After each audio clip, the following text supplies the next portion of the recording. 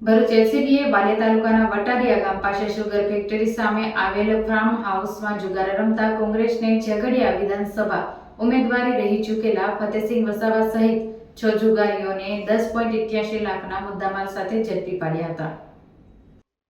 ભરૂચ એલસીબીના PSI R K Torani, head constable Chandrakant Patel, Dhananjaysinh Zala સહિતના staff Valia તાલુકામાં પેટ્રોલિંગમાં હતા. તે દરમિયાન બાતમી મળી હતી કે વાલિયા તાલુકાના વટારિયા ગામ પાસે સુગર ફેક્ટરી સામે આવેલ ફતેસિંહ વસાવા પોતાના ફાર્મ હાઉસમાં બહારથી માણસો બોલાવી જુગાર રમાડી રહ્યો છે.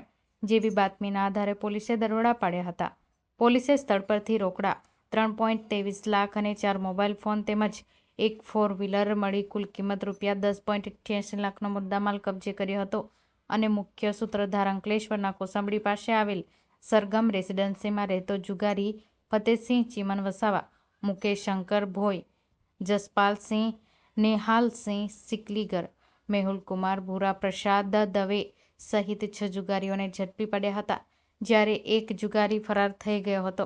અંતે ઉલ્લેખનીય છે કે મુખ્ય સૂત્રધાર ફતેસિંહ વસાવા ઝઘડિયા વિધાનસભાની ચૂંટણીમાં કોંગ્રેસના ઉમેદવાર તરીકે પણ રહી ચૂક્યા છે. તેઓ એસઆરપી ગ્રુપ રૂપનગરના પોલીસકર્મી પણ આ જુગારમાં ઝડપાયો હતો.